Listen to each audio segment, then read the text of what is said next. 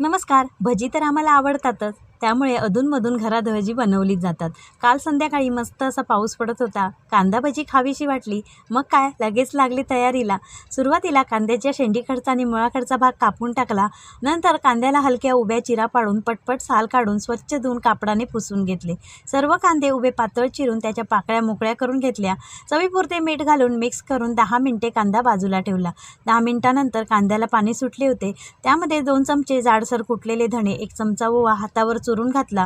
2 चमचे तांदळाचे पीठ आणि 1 चमचा लाल तिखट घालून सर्व कांद्याला चोळून घेतले. सुरुवातीलाच एकदम बेसन न घालता थोडे थोडे करून बेसन घालून मिक्स करून घेतले. परत अर्धा चमचा लाल तिखट आणि बेसन घालून मिक्स करून घेतले. सोड्याऐवजी थोडे गरम तेल घालून चमच्याने मिक्स केले.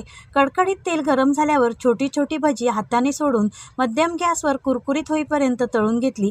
मस्त कुरकुरीत गरमागरम कांदा भजी तयार. सोबतच मिरच्या सुद्धा